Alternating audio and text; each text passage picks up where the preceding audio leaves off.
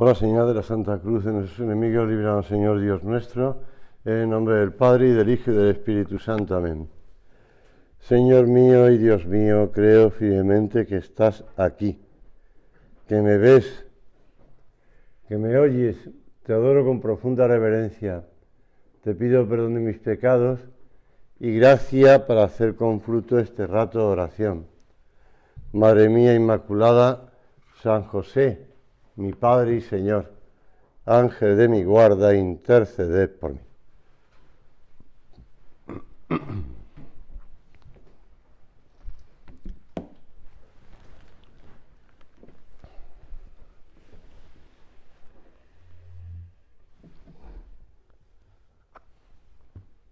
Cuando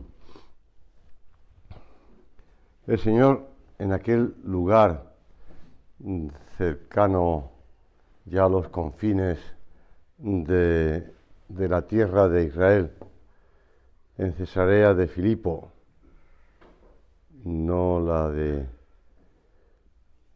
la marítima, sino la de Filipo, al norte, el Señor le hace la pregunta a los apóstoles, a los discípulos: ¿quién dicen los hombres que es el Hijo del Hombre?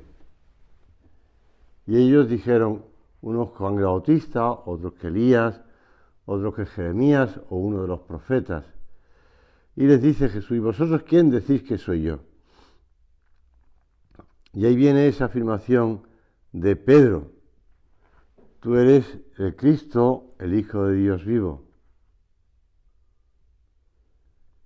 Jesús le replica: bienaventurado eres Simón, hijo de Jonás, porque no te ha revelado esto la carne ni la sangre, sino mi Padre que está en los cielos.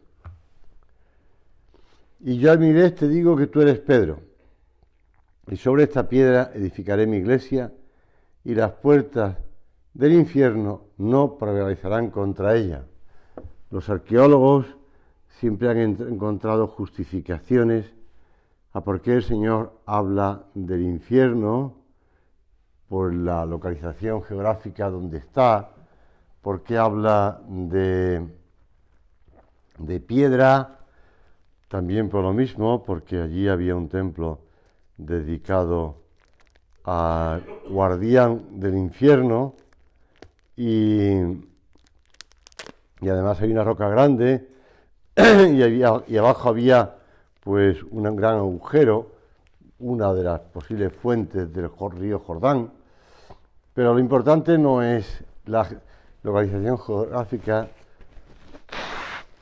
o por qué habla el Señor utilizando estos símiles o estos ejemplos, ¿no? La realidad es: a ti te daré la llave del reino de los cielos. El otro día, en la última catequesis con los niños de primera comunión, pues uno de los ejercicios que tienen que hacer en la catequesis es localizar en una representación del cielo. Está allí Dios Padre, Dios Hijo, Dios Espíritu Santo, está la Santísima Virgen, están los ángeles y algunos santos. Tienen que localizar su santo, o si no, dibujarlo. Hay algunos que hacen unos dibujos bastante buenos. Por ejemplo, San Luis, rey de Francia, hace un dibujo increíble, o bien San Luis Gonzaga, o bien, bueno, pues... Pero algunos, no había ningún Pedro, bueno, sí había varios Pedro, pero ninguno de ellos identificó que el que tenía las llaves era San Pedro, cosa que me sorprendió, porque no le sonaba el tema de las llaves. Entonces estuve explicando a los distintos grupos de catequesis qué significaba cuando un santo tenía en sus manos unas llaves, que era Pedro, por este pasaje del Evangelio. Y nosotros hoy, aprovechando la fiesta de San Pedro y San Pablo, pues manifestamos nuestra fe. Creo en la Iglesia, que es una santa, católica y apostólica. ¿Cuántas veces a lo largo de nuestra vida hemos hecho esta profesión de fe? Como le gustaba saborear a San José María esas notas de la Iglesia. Una santa, católica y apostólica y romana, le gustaba decir. Y romana.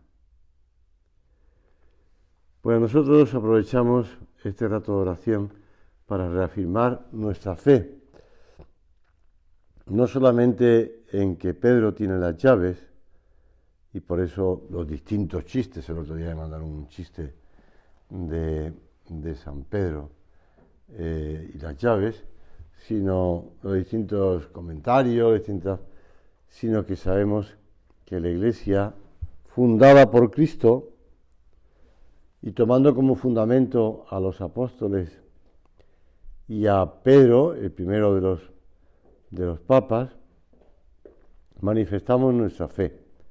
Creo que la Iglesia es una.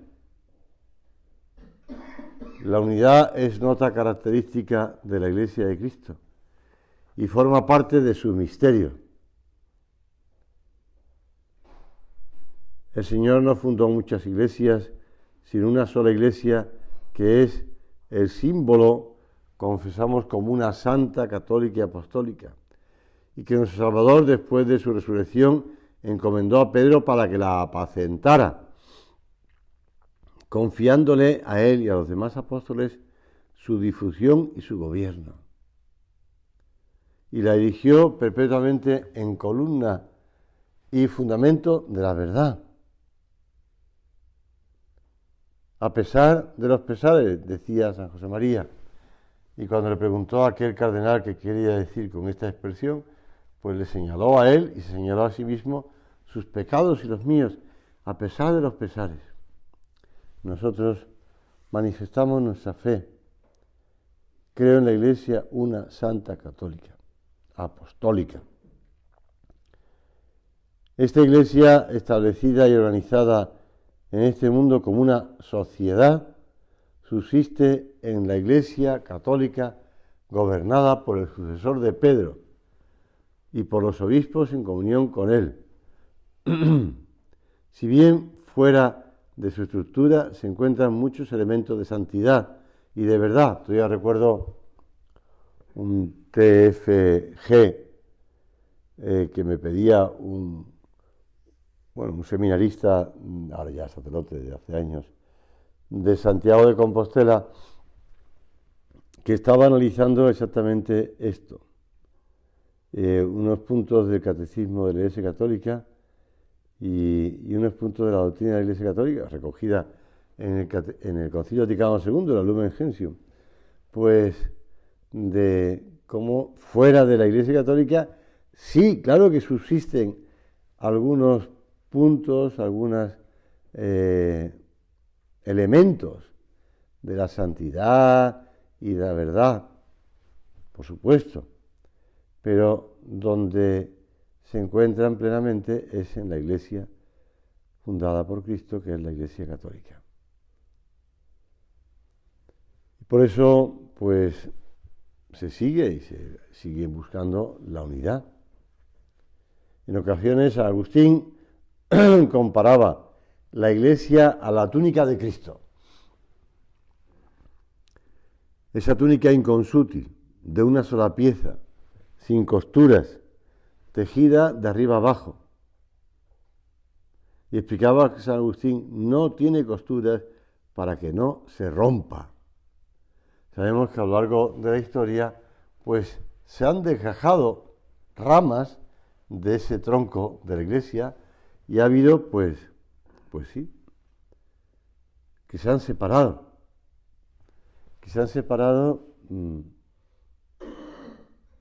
Como siempre, lo que desune, lo que rompe es la soberbia. La soberbia no es una cuestión de territorio, ni de temperamentos, ni de modo de ser, sino que es la soberbia humana que ha llevado a desmembrarse a la Iglesia. Y sigue habiendo personas que se apartan de la Iglesia Católica, que pueden fundar sus comunidades de lo que sea, pero que en el fondo están dejándose llevar por el amor propio. Nuestro Señor dejó muy claro su propósito de fundar una sola iglesia. Y nos habla de un solo rebaño y de un solo pastor. Por eso, pues es un día estupendo hoy para rezar, especialmente por el Papa. Y por toda la iglesia, ¿no? Porque también está unido a Pedro en la fiesta de hoy, la fiesta de Pablo, de ese apóstol de las gentes que fue por medio mundo, prácticamente por medio mundo conocido, entonces, predicando el Evangelio de Cristo. Y sabemos que la ruina de un reino dividido en facciones, omne regnum divisum contra se desolabitur. Y hemos escuchado cómo las puertas del cielo, las puertas de la ciudad, se le entregan a Pedro. Y es un solo edificio construido sobre el cimiento de Pedro.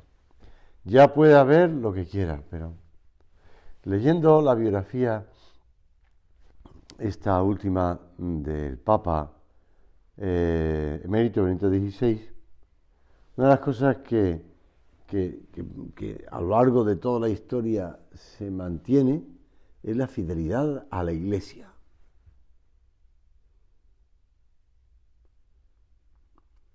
Está rodeado de elementos en las distintas universidades, en las distintas circunstancias de la historia de la Iglesia por la que va pasando, que fueron además circunstancias muy llamativas, vamos a decir, muy grandes.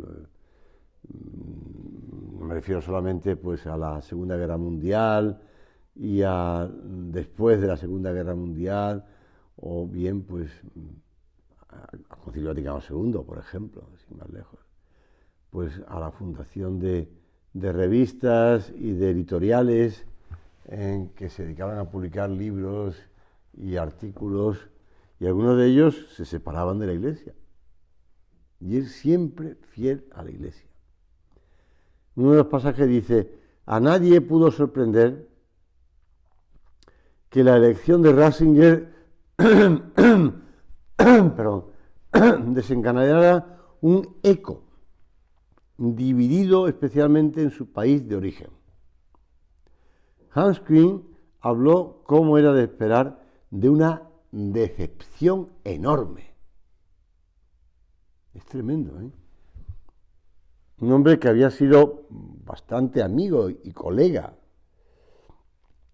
y que se había visto defendido muchas veces por defendido o salvado, vamos, entre comillas, por Ratzinger, ¿no?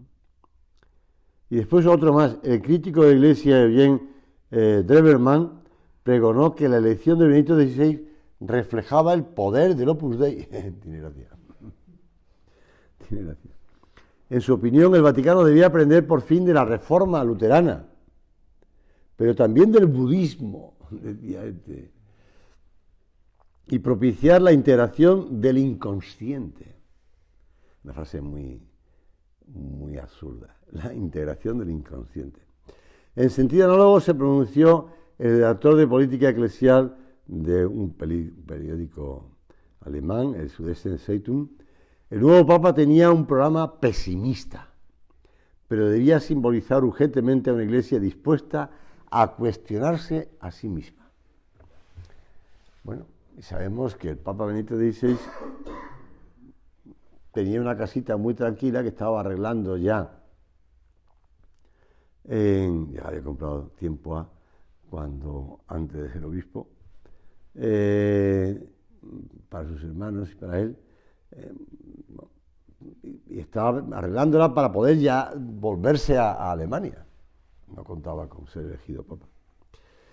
Bueno, pues es un momento muy bonito ahora en ese rato de oración para manifestar nuestra comunión de los santos, en la que tantos y tantos en todo el mundo que con pureza de intención piden ut omnes unum sin, que todos seamos uno, un solo rebaño bajo un solo pastor. Pedro, que no se desgaje nunca más una rama de ese árbol de la Iglesia. La solicitud constante de nuestro Señor por la unidad de los suyos se manifestó de una manera particular en esa oración de la última cena, ¿verdad? Que es a la vez como el testamento que nos deja a los discípulos. Padre Santo, guarda en tu nombre a los que me has dado, para que sean uno como nosotros. Nos tiene que doler cuando encontramos, pues eso, aunque nos cause risa, porque es irónico que se digan estas cosas como ahora también se han dicho una serie de cosas, cuando se ha producido este momento tan importante en la historia de Estados Unidos y del mundo. Pues nos tiene que doler y tenemos que rogar por ellos, para que todos sean uno como tú, Padre, en mí y yo en ti. En la unidad no solamente de sentimientos, sino en la unidad de fe. En la unidad de fe. Creo en la Iglesia una, santa, católica. En la unidad doctrinal, evidentemente, porque si la doctrina se tergiversa, se cambia, se pierde la unidad. Por eso otro día me gustaba mucho recordar esa memoria de San Cirilo de Alejandría, porque fue el quien presidió, el legado pontificio, el concilio de Éfeso, donde se proclamó pues la naturaleza divina de Cristo y por tanto que la Virgen es la Teotocos, la Madre de Dios. Y la alegría del pueblo cristiano cuando fue condenado el hereje y acompañaron, eso lo recuerda San José María, con antorchas por la noche a sus casas a los obispos que habían estado reunidos en ese concilio. Qué detalle más bonito de unidad de fe y de costumbres, y en la que motiva ese concilio de Jerusalén en primer lugar y después ese concilio de Éfeso, y así a lo largo de los siglos hasta el concilio Vaticano II, que no es un conciliarismo, que sabemos que es una doctrina condenada, que no es, que ya surgió también en el concilio Vaticano II las voces que hablaban de un permanente concilio, quitándole la autoridad al Papa y siendo pues la autoridad pasase a ser a los periódicos que informaban sobre el concilio, más que al concilio. El apóstol San Pablo cuida muy bien en las iglesias por donde va predicando, esas iglesias que va fundando en esos distintos territorios, el encargo que San Pablo hace a los que va dejando al frente de esas iglesias, a los presbíteros y a los colaboradores, a los que les que habían de suceder en los distintos lugares por donde él va pasando. Y les explica de esa preocupación por velar por la unidad de la Iglesia, por la unidad de la fe, por la unidad de las costumbres. Y esa preocupación del apóstol San Pablo de estar unido a los apóstoles y de confrontar su doctrina, la que está predicando, con la predicación de los apóstoles. Y si el otro día recordamos la memoria de San Cirilo de Alejandría, bueno, pues ayer mismo, San Ireneo de Lyon. San Ireneo de Lyon, que es bueno, discípulo de un padre apostólico, es decir, de un discípulo de un apóstol. Pues él, aunque tú lo sitúas en Francia, en la Galia, pero él provenía del Asia Menor, de San Policarpo. Entonces, como cuando vienen las persecuciones, San Ireneo de Lyon se traslada a Asia Menor, a su origen, para comprobar cuáles son los evangelios auténticos, no los apócrifos, cuál es el evangelio auténtico por el que merece la pena dar la vida. y vuelve a la Galia, vuelve a su diócesis, a Lyon, y le dice a los cristianos de Lyon: señores, este es el Evangelio de verdad, este es el Evangelio de Cristo, por esto hay que dar la vida. Las otras cosas no, pero esto sí. Y efectivamente, pues ahí lo tienen, mártir. Mártir. La doctrina de los padres de la Iglesia lleva siempre a defender esta unidad querida por Cristo. Te he citado a dos padres de la Iglesia. Y consideran la separación del tronco común como el peor de los males, dice San Agustín. Nosotros le pedimos al Señor ahora que sepamos defender no ni con piedras ni con palos, pues la Iglesia, sino defender con nuestra oración, con nuestro amor, con nuestro, también, como decía también San José María, hemos de, pues en algún momento dado, cubrir los pecados. Los pecados, como hicieron con Noé, la desnudez de su padre. Pues sí, saber cubrir. Vamos a pedir especialmente por el Papa y por la Iglesia.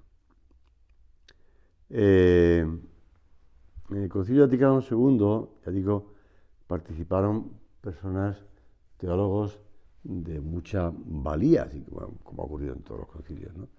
En el Concilio de Trento, pues, digo, por hacer un poquito de patria, pues participaron esos teólogos españoles que le dieron bastante consistencia teológica a después. Ya el concilio ya manifestó su fe, pero bueno, por lo mismo ocurrió en el Concilio Vaticano II, y uno de ellos es Henri de Lubac, quien había participado en el concilio. Entonces, después del concilio, manifestaba su preocupación porque algunas declaraciones entonces de también otro teólogo, Ratzinger, podían percibirse de forma distinta.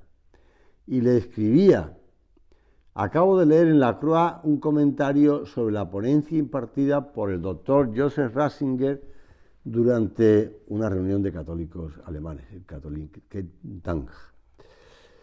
Y él escribía al editor de la revista y decía: y si me lo permite, yo además añadiría, este texto del doctor Ratzinger contiene el modelo de un poderoso cambio de rumbo que debe ser llevado a cabo urgentemente, si nos atenemos al auténtico espíritu del concilio y al verdadero ayornamiento. Y de Lubac veía en el concepto de Ratzinger de salvación de los hoyos de barro de un progresismo que nos conduce hacia la disolución espiritual y a la vez la solución para el deseo de muchos de una renovación auténtica. No era inmovilismo, no era el decir tenemos que seguir todavía en el Concilio de Jerusalén. No. Por eso apoyaba a su colega en esa auténtica interpretación del concilio.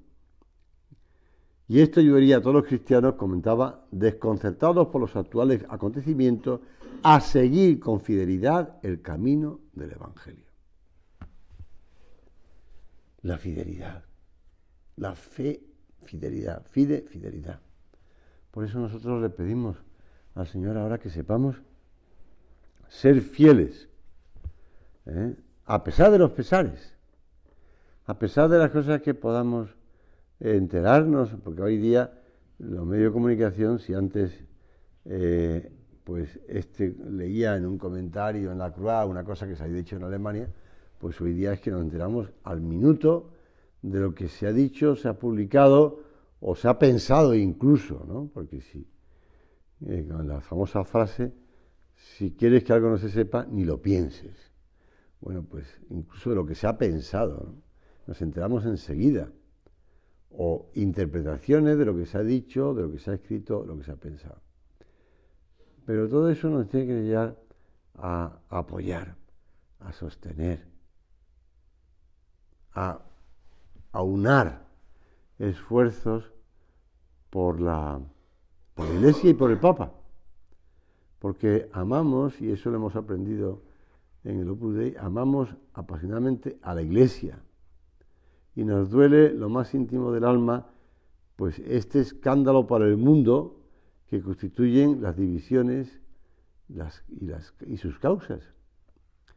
Y por eso hemos de pedir, de ofrecer sacrificios, mortificaciones, por la unidad de la Iglesia y por la Iglesia de Cristo y por el Santo Padre. Por el Santo Padre. Conscientes de que el propio Vaticano II hablaba de que la Iglesia se reconoce unida por muchas razones con quien estando bautizados se honran con el nombre de cristiano, pero no profesan la fe en su totalidad o no guardan la unidad de comunión bajo el sucesor de Pedro. Y añadía pues la importancia de estar unidos en esa comunión. Recuerdo que estando en Roma, pues todavía entonces Ratzinger era cardenal, pues salió ese documento en el que trabajaron algunos profesores de la Universidad Pontificia de la Santa Cruz, en unión con Ratzinger. Me imagino que también con don Fernando Cáriz. Pues por sacar ese documento, la Iglesia como comunión. Pues hablaba de la Iglesia como pueblo de Dios, la Iglesia como, pues sí, pero la Iglesia como comunión, tan importante, porque es el reflejo de la comunión que existe en la Trinidad y de la comunión en la que participamos todos en la Eucaristía. La Iglesia como comunión. Pedir, lo decía el Santo Padre Juan Pablo II, si realmente no estamos con Él y como Él santificados en la verdad, si no guardamos su palabra en nosotros, tratando de descubrir cada día su riqueza escondida, si el amor mismo de Dios por su Cristo no está profundamente arraigado en nosotros, pues estamos separando de la Iglesia. Cuando fue elegido Papa Benedicto XVI, en Polonia, en la nación el país del anterior Papa, el presidente de la nación dijo en un primer comunicado: todos estamos desgarrados con la renuncia, cuando renunció Ratzinger, con la renuncia de la cabeza visible de la Iglesia Católica en su ministerio desaparece el último punto fijo que resiste firmemente hasta el final. Y el presidente de la Conferencia Episcopal dijo: esta renuncia no es una huida de la responsabilidad, ni una huida hacia la esfera privada y la comodidad personal, sino una muestra de visión de futuro. En la ciudad natal del anterior Papa, Carlos Wojtyła, pues se abrió un muro de Facebook. Esto no lo sabía, seguro. Y Benedicto XVI, te damos las gracias por todo, empezaba diciendo en el título del muro del Facebook. Y al cabo de pocos minutos, el muro tenía 10.000 usuarios. Dios te premiará por tu gran amor a la Iglesia, se decía en muchos de los mensajes que se recoge en ese muro. Vamos a unirnos. Yo recuerdo cuando Benedicto XVI habló de su renuncia, ¿no? Que mucha gente le atacó también por eso. Incluso no entendió por qué lo había hecho. El amor a Dios nos ha de llevar a pedir, de modo particular en estos días, por la Iglesia, por el Papa, aprovechar y a pedirle a la Virgen, como hemos aprendido de San José María, omnes cum Petro ad Jesum per María.